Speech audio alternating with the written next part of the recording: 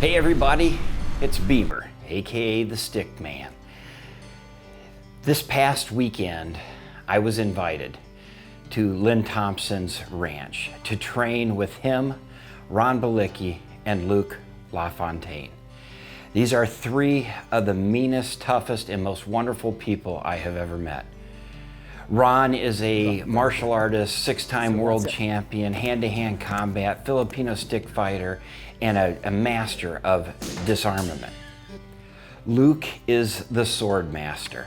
Been in 130 films, directed and stunt directed, probably 35 of them. And then there is the master, Lynn Thompson, the founder. I got to work with them for 2.5 straight days. Now what you're gonna watch here is a movie, okay? It's not a 5-minute video. This is a 40 or 50-minute video of everything that I got to experience, from successes to failures, to different techniques, to learning how swords work, to learning how folding knives work, to learning as much as I could in that short period of time. Now in future videos, we'll break down each individual piece and Lynn will go over those and we'll talk about details and we'll show those working. But this is the 2-day or 2.5-day story compressed into 45 minutes. It was my honor to be there. It's my honor to be here in front of you guys. I hope you enjoy it. So what Keith is doing here is he's tying his shoes tighter to improve his footing and his footwork. You want your shoes to be tight on your feet. They'll support your feet better. You're less likely to slip and it'll give you more traction. See, he's trying to help me so that I don't get hurt.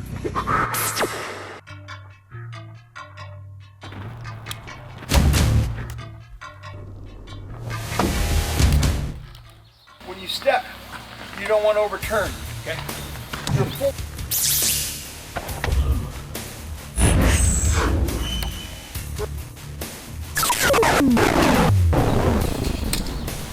And this is as close to a pocket sword as you're going to get.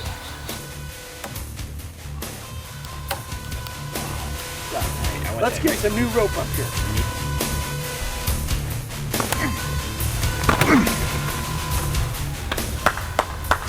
Good job, Keith.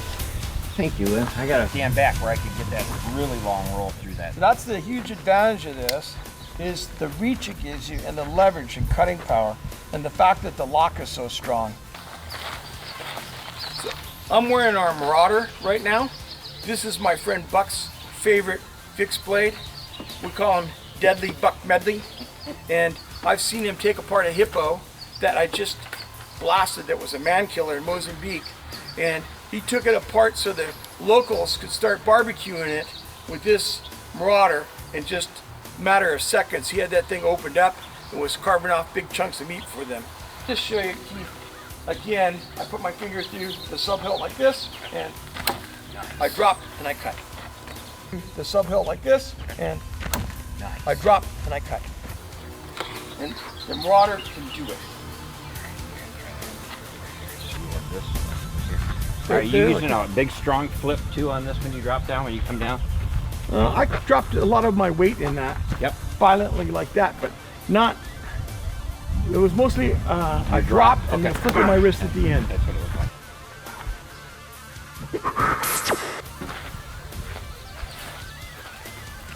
Whenever I pull this knife out, I get a smile on my face. This 9.5-inch drop forge Bowie is a labor of love. I like this drop handle. It's awesome in a saber grip. Just feels like an extension of your hand. This is a fantastic knife. Lacking abuse, this knife is pretty indestructible. We're gonna just cut this 1-inch rope with it very quickly. Wow. Hear that beautiful snick? Ooh, that's fun. Sounded good. It sounds good. Let's see, I'm not saying I can do it. Let's see if I can snap cut through. Nice. I'm happy. Nice work. If you can't tell, look at the grin on my face. I'm not that so good an actor, I can just conjure that up. You know, I really like this knife and I hope you do too. It's been difficult and a journey to make it. And I hope with your encouragement you support this knife so that I can get all of our crew to work hard to make bigger and bigger drop forged blades. Awesome. Okay, Keith. All right, I'm gonna hand you the sheet. I'll exchange metals. Awesome. Wow. Try another one.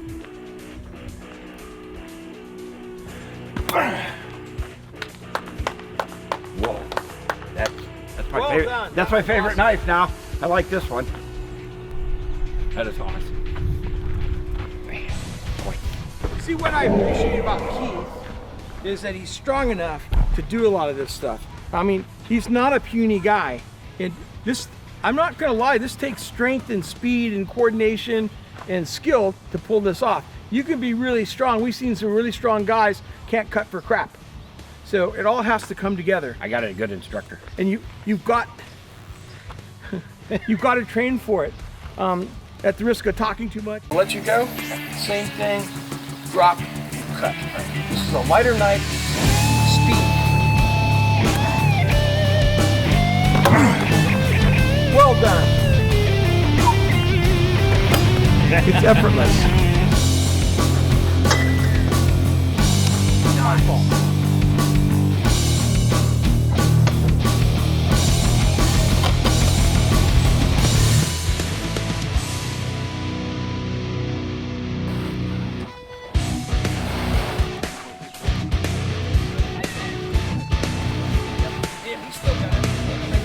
Stick this way as you pull. Okay. So that doesn't have a tendency to do this. Lock, you know, you can just stick it in easily and you don't have to worry.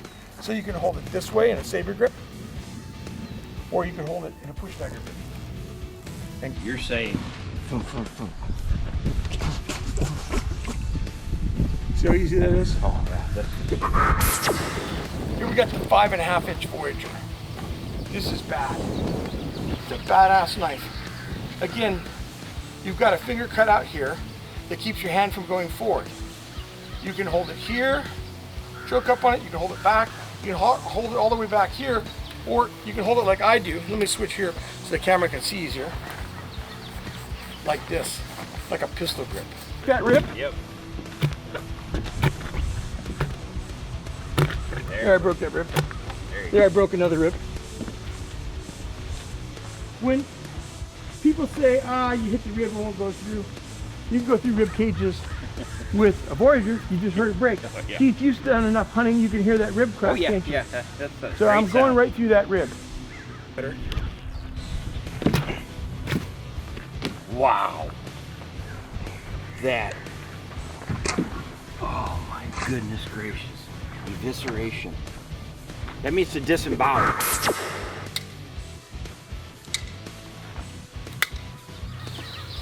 The 7.5-inch Espada. Yeah. Felt the spine hit. But there I broke the ribs. Oh. Look at that bad boy. That's a punch shot right there. Bow hunter's dream right there, right by the shoulder, top of the heart. So we talked earlier about the leatherneck being more oriented towards thrusting than cutting. That's why. That's why. That's why. Next knife is our drop forged Bowie. And again, I'll spin the pig a little bit.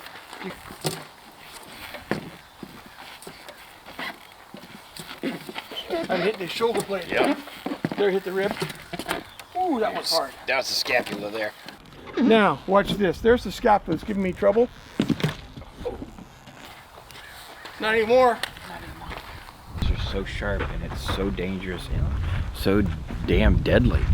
I mean, Lynn was talking to me about safety beforehand, paying attention to things.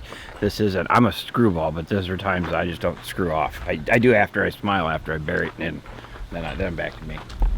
Can I come in that backhand like that? Yeah, turn it around like that. Does that feel cool? Look at his face. Show the camera your face. That's a smile. Yeah, it's a smile. So the next thing I want to demonstrate is the spike on this Recon Hawk. we've learned a lot about spikes, Andrew and I have, and how to make them, and how to make them so they retract easily. And that's right through the skull.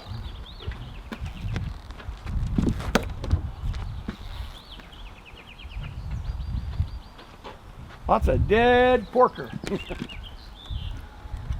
See, if you design it right, it comes right out. It doesn't stick in there.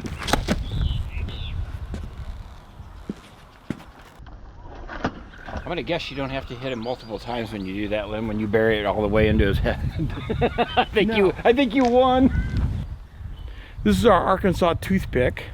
This is a knife that was a contemporary of the Bowie knife. It started in the 1830s, went through the Civil War, and after the settling of the West, when we got center fire cartridges with the Colt Peacemaker in 1873, I believe it was, the longer blades started to go out of fashion. When they had cap and ball revolvers still in single shots and two double barrels, this was still very necessary because the guns were so unreliable that lots of times you were better to resort to cold steel. It's got a 12-inch blade, a very generous guard with ball filials at the end, which are very traditional, black wood grip. It's got steel pommel and bolster here. This has got the half horse, half alligator motif that was so popular in the 1840s. It's got a broad blade, 2 edges, a good sharp point, and the long suit of this is sticking.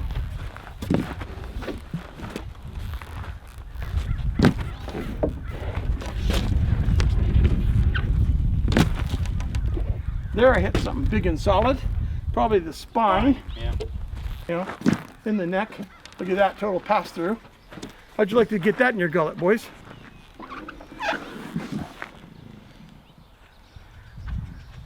So that's what this knife does, and it's no slouch for cutting. Nice. Dwayne, I want you to do the same thing. Now look what that cut through. That cut's 10 inches long. Look how thick that skin, meat, fat, everything. That cut right down to the trachea and would have severed all the jugular and stuff like that that would have been running in there.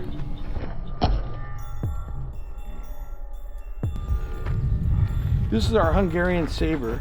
We may have talked about it earlier, but it's so cool, I'll talk about it again. It's got a great shape. All the hanging rings are awesome. These are all historically accurate. Luke La Fontaine designed this, not me. I don't get credit for it.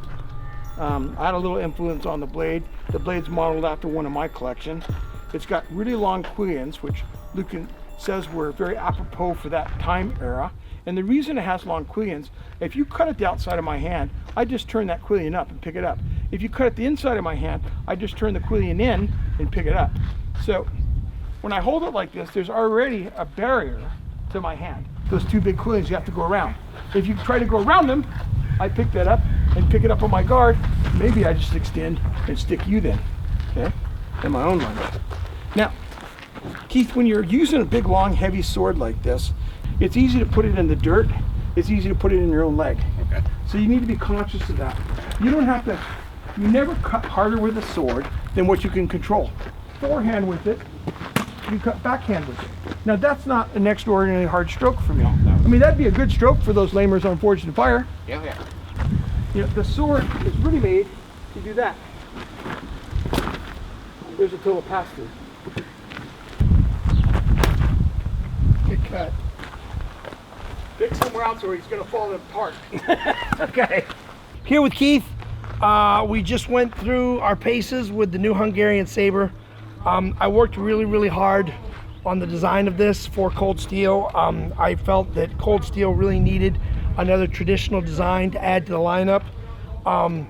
Meticulous detail was paid attention to in terms of all the historical accuracy on the sword, and as you guys saw, this thing cuts like a beast. I'm gonna have tons of fun watching this man utterly destroy things with blades. No.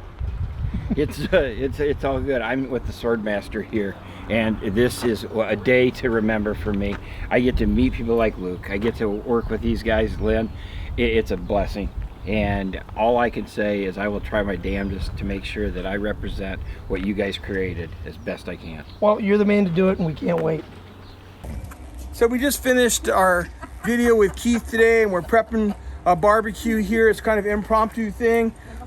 This is my back patio on my ranch. It's not finished yet. The pool hasn't gone in, and we're having a bunch of brisket, and we're having pork, or the pig that we cut up, and Sergio and Junior are going to be doing the brisket on the Webers.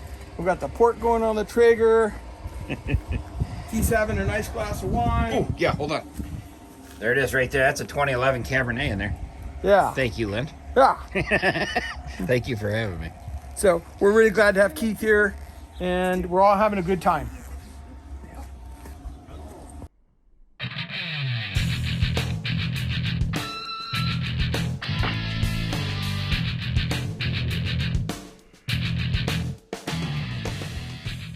Oh, 7.5 inch Spada. Yeah, that's my favorite. It's again, you can get that pistol grip on it, and just whoop, just goes through effortlessly. Look at that. Look at the massive hole that makes in you. Come in here and see that. From top to bottom. Look at that. You can see daylight through that hole. Makes a huge hole. So I'm going to just cut this for my wrist. Done. Cut your arm clean off. Oh!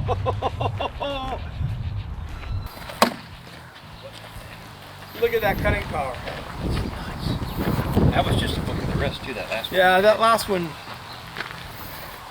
It's quite a feat to cut one of these mailing tubes in half with a folding knife. I'm gonna try it. If my arm was totally fresh, I might have been able to do it. Let's have I want to try it. Keith try. Okay, I come from the other side.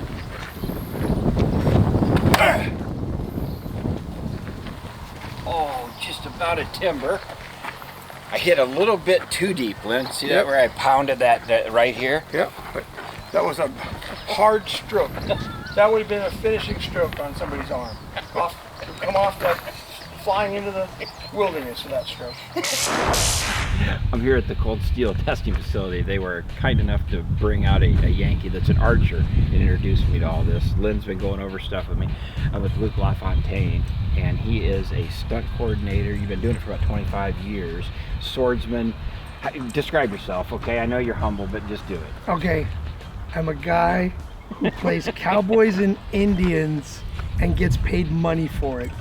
That's the best way I can describe it. It's like playing cops and robbers, but I've been doing it a while, and I've been a sword enthusiast and a knife enthusiast since I was 5. My father worked in museums, and I got the bug for historical swords and swordsmanship, and just kind of kept it on as a hobby for the following 38 years. And I've still got all my fingers and toes and eyes. Yeah, so check I think out I'm all doing of his, something. Check out all of his movies. Look up his name, type it in, and then just do a search. You're going to see about 30. How many movies have you been in, or that you've coordinated, choreographed? I've coordinated about 30 films. I've been in 130. Okay, there you go. You got a good list to look at. Now we're taking it out on postage tubes. We don't. There like you go. them. We don't like them. We're gonna teach these tubes a lesson. Which one you got? Where you We going? got our new Arkansas Toothpick. Cold Steel just made this. This thing is a work of art. Nobody makes a production Arkansas Toothpick like this piece. It's got a beautiful collar, beautiful pommel, beautiful cross guard, ball finials at the end, really, really stout 12-inch blade, black hardwood handle. You're not going to see another Arkansas Toothpick like this for the money. Comes with a beautiful leather sheath, and it's going to be a really, really nice collector's item for Cold Steel. Yeah, and it's a beast too. Yeah, it is. It's a beast. So, just like we said, we don't like cardboard tubes. The history of this knife strong port is thrusting. So, I look at this without any effort. I just did that with my fingers, and I've got at least 2 inches of blade into this cardboard.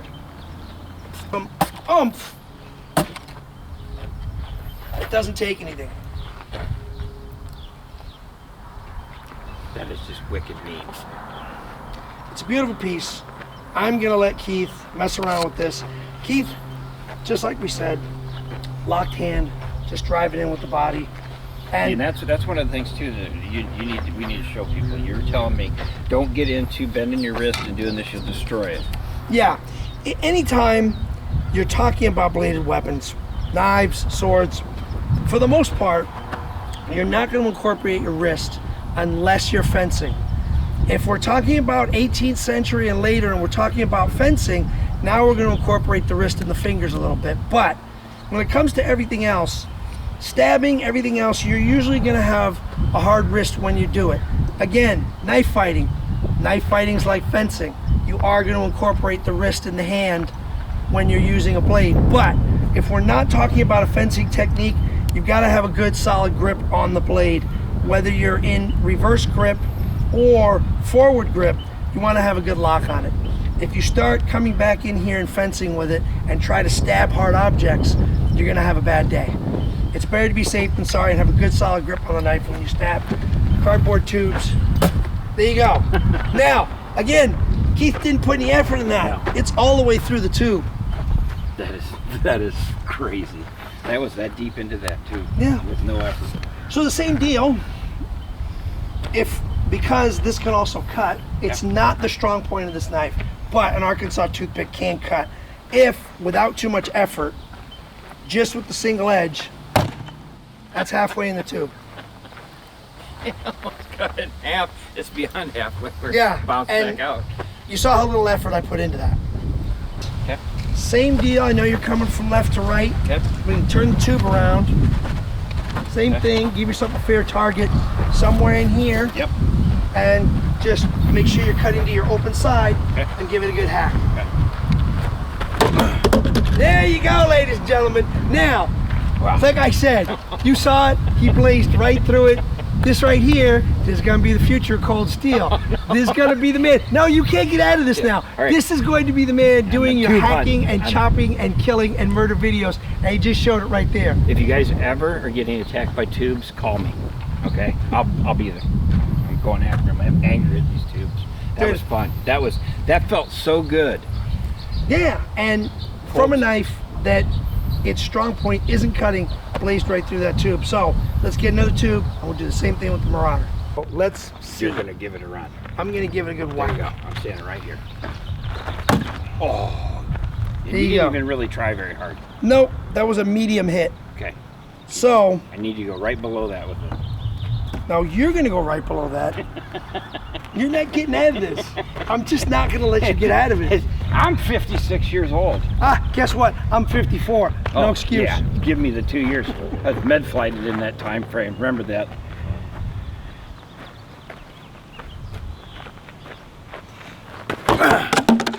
Again, there it is. Proof's in the pudding. There you are, ladies and gentlemen. Keith's work. Power. It's a very lightweight, but weight forward weapon. And it goes through. And look at the hole that thing made. Keith, look at that. So a kukri can stab really well. And again, the sweet spot is right here. Okay. This is where you want to see the smear. We call it the smear, where the blade goes through, right there. And when you hit that smear right, it just goes off like butter.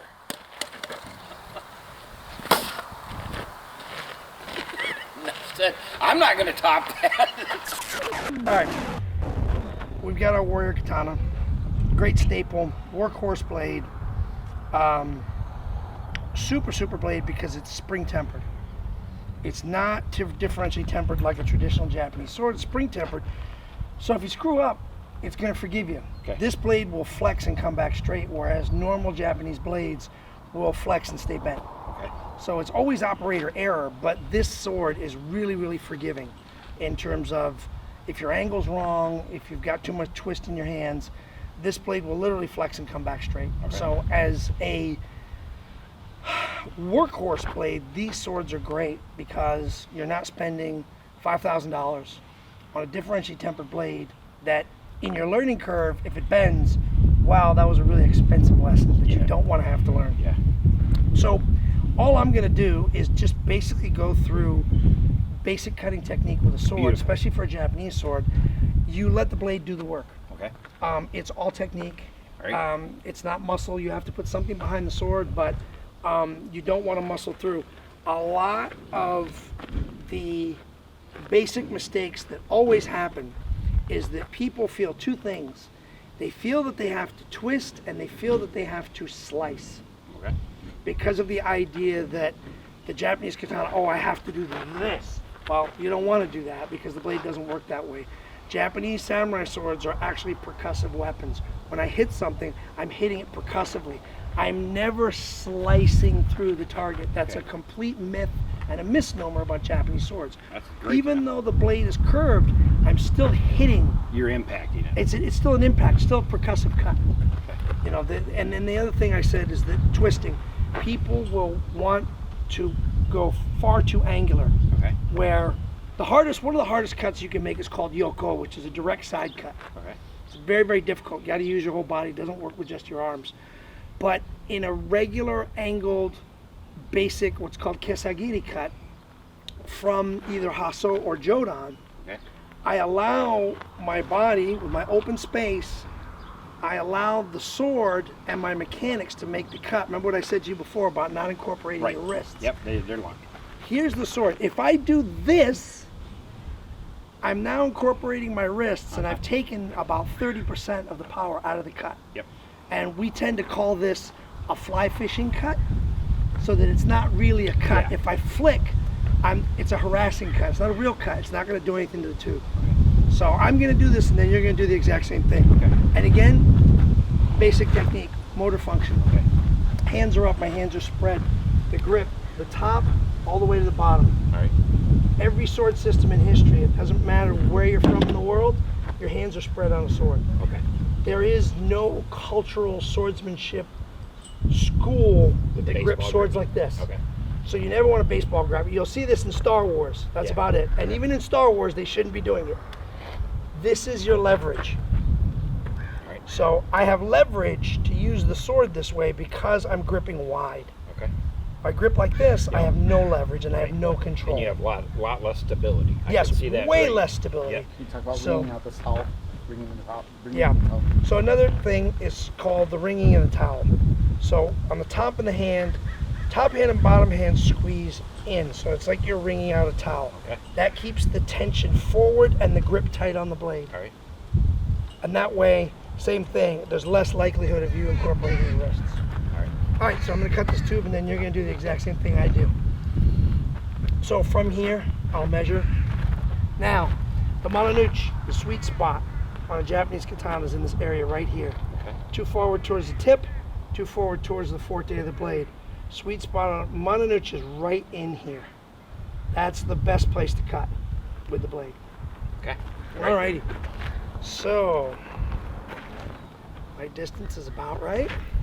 And I'm using body mechanics and technique, not muscle. Okay. Sword stops when my hands hit my body. So that angle, even though it's not super clean because it's cardboard, that's about a 35-degree angle. Yeah. Anything less, where I turn the blade, Yeah. your blade's gonna get stuck and you're gonna do what's called scooping, I can see where that. you Yep. will scoop the Yep. blade. You're cut so that when your hands are extended, that's about where you wanna be. Okay. My wrists are staying here. Yep. Is that right? Yep, and now your angle should be a hair more like that. Okay. And you're just gonna cut straight down through the target at that angle. Okay. And your arms are gonna be straight. You're gonna raise up over your head. You take one step back. Okay. There you go. Alright. And then go forward. Don't drop your body. Okay.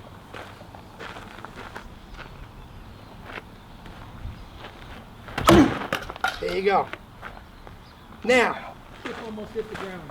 really good clean cut, but you over rotated all the way to there. That's what Lynn said. Right. So, you've got a picture Okay. here. Okay. When you cut through, it's here. There's nobody over here. Okay. You're fighting this guy. Yep.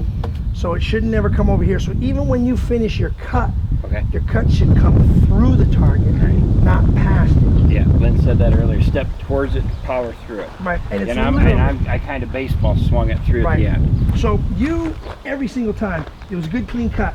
You just want to be forward towards me. Okay. If at any point you're over here, there's a different guy you're fighting. Okay. And that's what's going to get more difficult. Okay. And what we all do when we do that is you wind up your lower back just goes to hell. Because you're literally putting all that muscle and torque into your lower back, which you don't want to do. Okay. Okay. Yeah, one more time. Okay. And do yourself a favor, a little bit wider stance. Okay. There you go.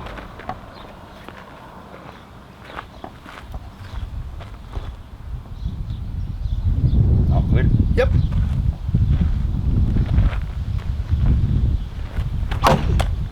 Now, freeze right where you are. The cut, again, the cut was good, but you see how much you're over-rotated. Yep. So, let's go from right here. Okay. Bring your torso up a little bit, There you go. All right. and your hands touching your body. Okay. That's where you ought to finish your cut. Okay. When you finish your cut, that's where you should be. Okay. Again, super good clean cut. There's nothing wrong with the cut. The cut's good. But It's just body mechanics wise, yeah. We want to make sure that you're not over-rotating. Can I try it one more time? Yeah, one more time.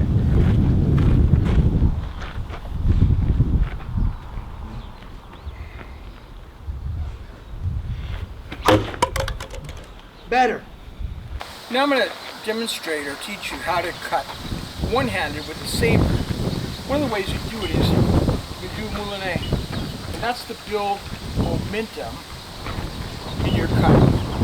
So I'm going to circle and come down on my cut. Nice. Right through there. Yeah, beautiful. I'm going to circle, come down on my cut. Wow. Again, there's your sweet spot right there. See where the smashed area is? Oh yeah. Okay, this is called a hatchet point blade. When the blade is wider here than it is here, it's a hatchet point. The Hungarians and the Poles did this to put extra weight at the tip and also to get this knife-like cross-section here. You might have a fuller through here, it might be thicker, but this portion was quite often flattened and taper ground, so it was a knife-like cut. And obviously, this thing goes He's good at through that. pretty flippin' easily. So what you want to do is you're going to bring it up, look for that angle, and then complete Control that it angle. on the way down. What you don't want to do is go like this and go bang and stick your tip in the dirt. Okay. One, you wreck your tip. Two, you can break your blade. You need that tip. This is the most important part of your sword to keep sharp. Okay. You know, if you get dinged up here, parrying and blocking and guarding, it's not the end of the world, but you want to keep the first third of your blade as pristine as you can. So, very slowly, Okay. I don't care if you don't cut through first, I'm gonna use I my- want you to get the motion. I'm gonna use my right hand. Now you got the wrong leg advanced. Okay. Oh, that's So, right. if your right leg, you're gonna, Okay. Is that right? yeah, just don't want to hit your head.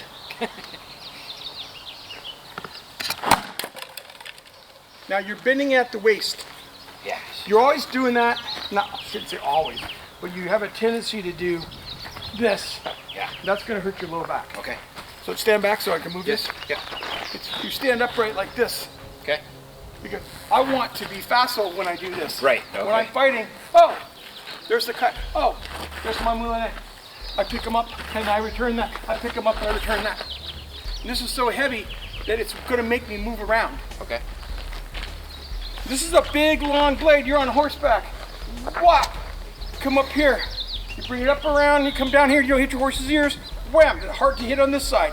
Backhand. But again, there's your horse's head. Yeah. So the backhand is problematic. Yeah. You can't come up here like that. So cutting to this side was always hard. That's why you always cut on this side.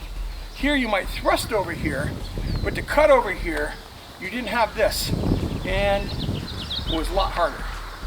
That's why in cavalry fights, the better horsemen sometimes beat the better swordsman. That's Quite often beat the better swordsman. put it in the tube.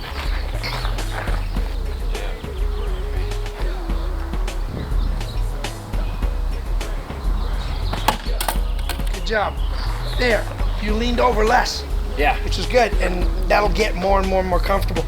But it's a good sword cut right through the tube. Same thing, we've got our warrior katana up here. This is the best sword for the job.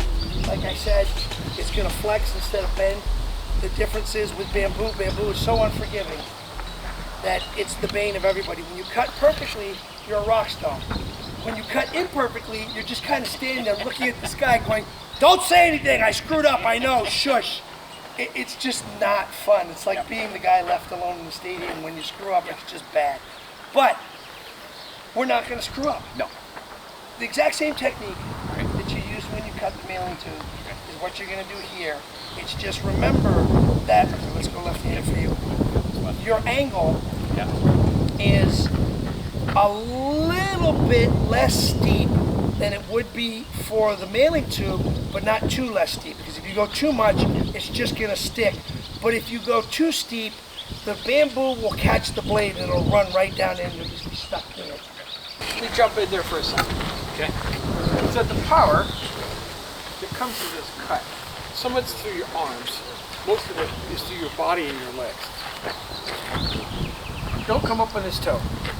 Your body is coming forward.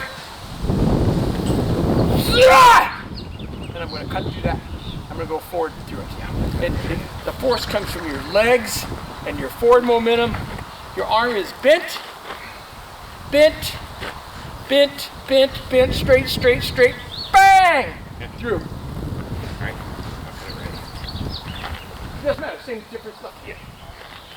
So it's really hips, don't bend at the waist, stay up. That's it. That's it. Yep. That's it. All right, I'm not gonna toot you anymore. You're gonna rock and roll right through this stuff.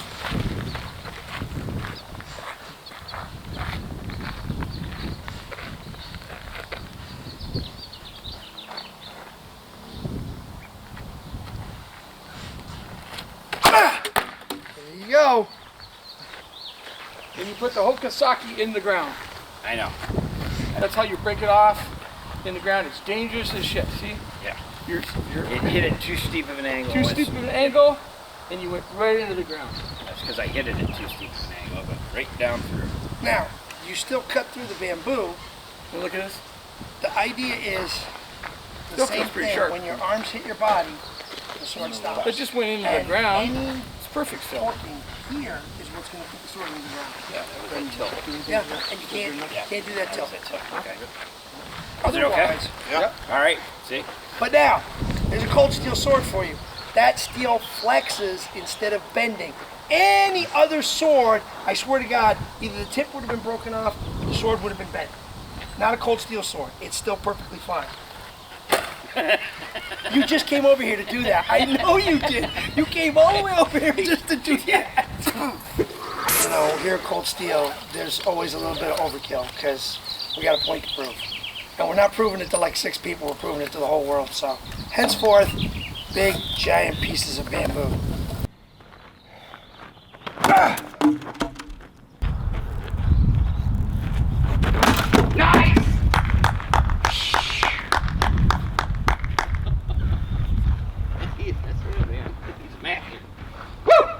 There you go, see Can I come now. up there and give you a pound yet? Yeah, I know you're get this unwinding. away from me because That was awesome.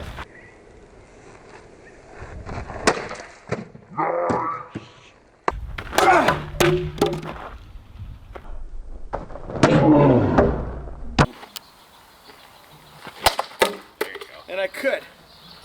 Long arm cut. And as your arms hit, tell yourself you make sure your arms are straight, you hit that angle. Watch that angle. Don't take your concentration off this and you're forward and you go through and you go, oh, that was easy. Okay. Because every time I do that, I've cut some enormous pieces of bamboo, went right through, and I thought, oh, that was easy. And it wasn't easy. I hit the angle just right. Just right. I did everything just right. If you do everything just right, it is easy. It's the hard part, like playing baseball. If you have the perfect windup, if you have the perfect balance, if you have the perfect transference of your power on your forward leg, all those things happen all, hey, you can throw it 90 miles an hour. Is it easy to do? We always say, Ron and I say, there's 8 punches in boxing. It takes a lifetime to perfect them.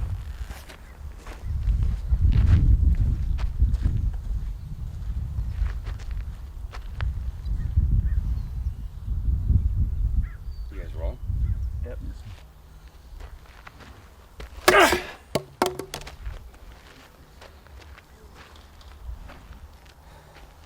That was easy, wasn't it? Yes. Just you've just got to know once it's a feeling So thing. Once you I get the angle. If I I get don't the want you to hurt this, and I don't want you to hurt your low back. And when you over rotate, I know I did, and I hurt my back doing this. yeah. And I paid for it with surgery eventually. So when you over rotate, your power pulls here and here, Yep. and you're stopping it with this. Okay. So all that torque is going into here and here. What we want that torque is to be taken up by your legs here. That's your shock absorber. Your legs can take more than your back. Okay, When I'm you gonna- twist, you take the burden from your leg to stop it, and you transfer it to your low back and this back leg, and the power goes around here and it goes into that instead of this. If you do it right, you should feel your front leg at the end of a hard day of cutting. Your muscles should be really tired, and your back leg and your waist, but your front leg takes that, and it takes that drive, and it also takes the stop. Am I saying the truth there, Luke? Okay, so I'm see now that I know the angle, what you were showing me, Lynn, I'm gonna go much easier on this. I'm not gonna try to hit it to there. I'm going to use technique right here. Stay closely.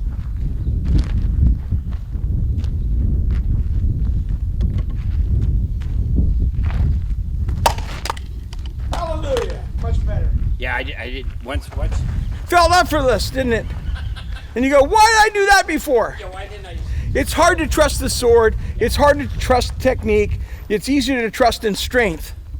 But when the swords were designed by people that were 5'6", and they weren't like 6'1" or 6'2" like you, and they weren't near as strong as you. Never called me 6 foot. Whoa! But you're at least 5'11". Where Keith and I were just talking about training and working out and building strength in different areas to help you in cutting. And this is our great sword. It's the heaviest sword we make. It goes somewhere between 6 pounds and 7.5 pounds. It's very hard to make everyone the same. This one here is about, let's say, it's about 6.5, approaching 7 pounds. You can feel that. I know you hold rifles, and you can. It's about as much as a smaller caliber rifle with a scope on it. So, Serious piece of metal. you have to be able to control this. When you cut with it, you have to not throw it into the cameraman. And it's all about letting the sword do the work, your forward pressure, and letting that sword do the work for you.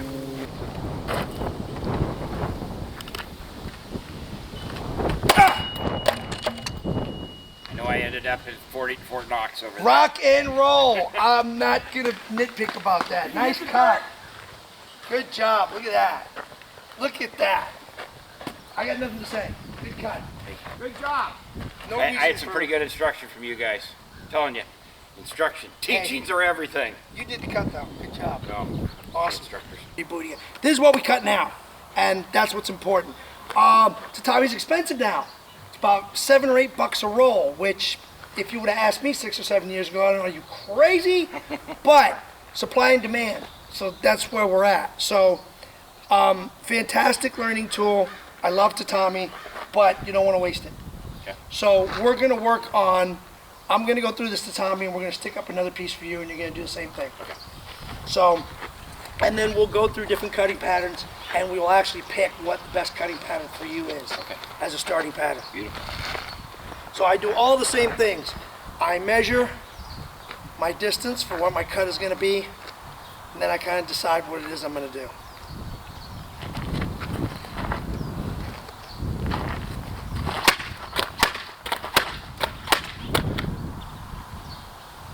Same thing I told you, my blade stops.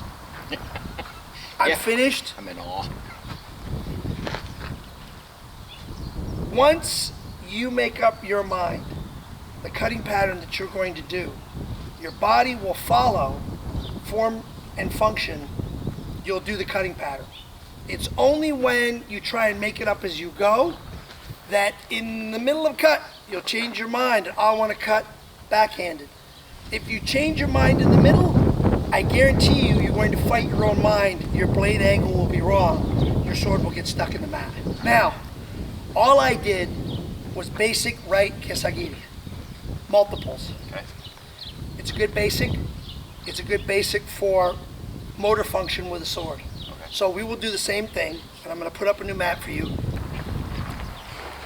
There you go. That's on there. Now, so the same thing that we did. Come up.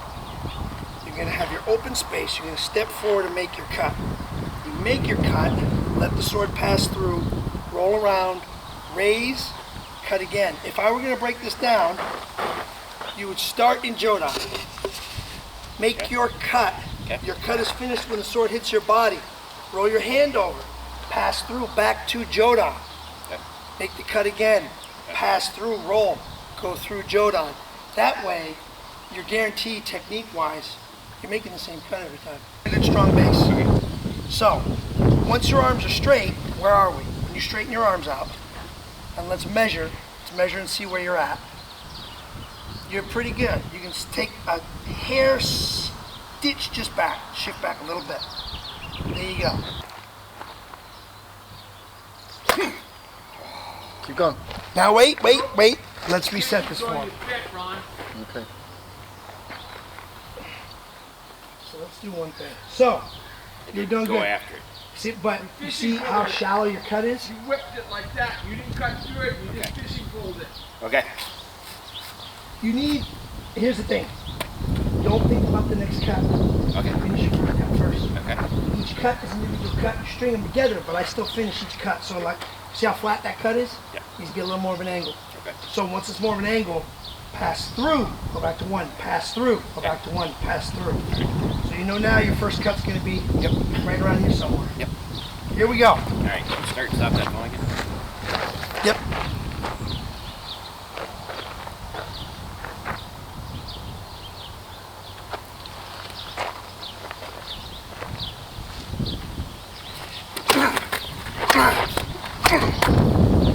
There you go. I was getting a little bit of my foot off. Right, so now what you did that was different on that is instead of passing through, you rechambered.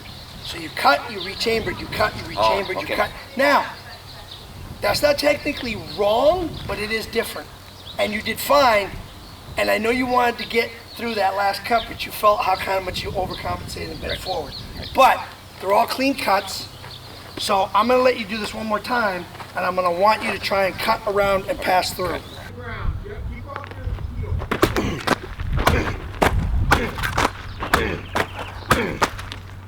Good. Back foot on the ground and keep it on the ground. Yep. Keep off your heel.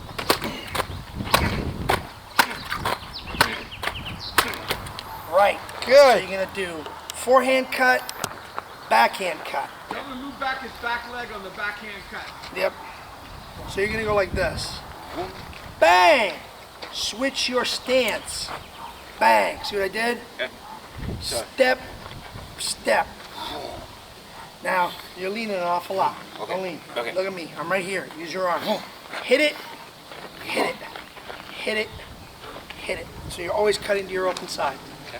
Once you do that, you go forehand, backhand, then we'll change and I'll give you the Marauder, you do the exact same thing. You can do this. Angle. I'll hold on to this for you. It's the Arkansas Toothpick. Okay. Brand new from Cold Steel. Want everybody to know how awesome this thing is. And just remember, change up your stance so you're always cutting to your open side. So there, switch your legs. There. And you can switch in place. I'm here, Okay. replace. You notice I'm not coming backwards and forwards. So I go. Bang, switch your legs.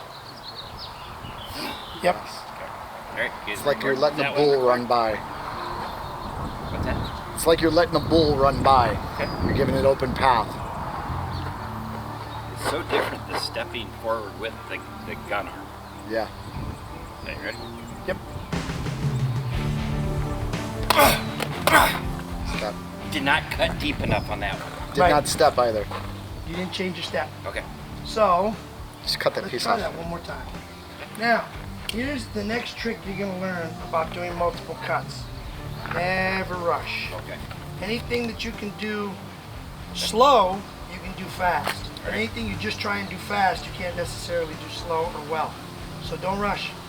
That's If we wanna make you look like you're doing it at 700 miles an hour, we'll undergrade the camera. Yep. We'll make you look like Jackie Chan, but right now we don't need to do that. So let me see it again. Okay. Forehand cut, Yep. backhand cut. Don't rush the second cut. Switch stance.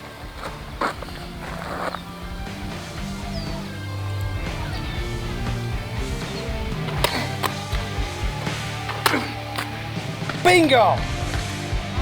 Easy peasy, nice job.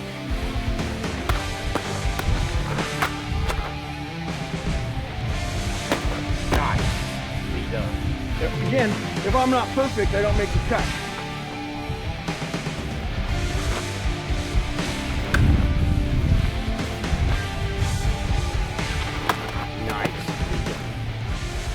The first time, I went just a tad short. So all I did to compensate was to reach a little bit more.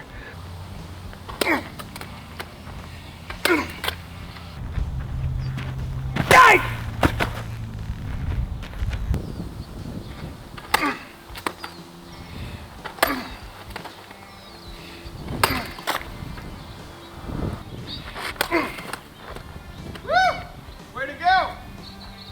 So the advantage of this is it's a folding sword almost. Yes. So you're giving that away Uh-huh. when you could get this. Yep. So you're gonna feel you have more leverage with this than this. Okay. So when you're cutting this, all you need is speed.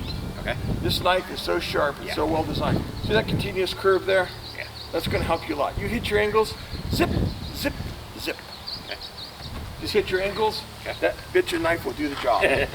So you can do 3-4 cuts with that one. Okay. You don't need so much power. You don't have to hit it like, Okay. yeah. You just have to go arm speed, arm speed, arm speed, arm speed.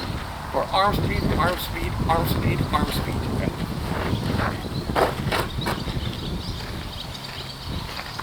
Arm speed. I didn't Watch think your so. angles. Yes. Yeah, see how much easier it was when you had the steeper angle? Nice, good job. Lynn knows. Before Lynn cuts any of these apples with this quick draw, I just want to say thank you for the hospitality from you and your wife, Luke, Ron, Josh Jr., everybody, Dwayne. Thank you guys. I know Sergio was here yesterday. Sergio broke his ass for us yesterday. He picked up that huge pig, and it was Strained. so big, he strained the tendon in his left arm, and he's fudged today. So say a prayer for Sergio. He's hurting. Yeah. It is, and he did that for us. But I want to say thank you. You know, it's my job to represent what you built, what you guys built. And I will promise to always do my very, very best on that. It is an honor to meet you. It's an honor to be here with you guys. It's an honor to work with you guys. And from all of us at GSM, I say thank you so very You're much, welcome. brother. We Thank want you. nothing but your continued success and forward and upward movement to new height after new height for Cold Steel.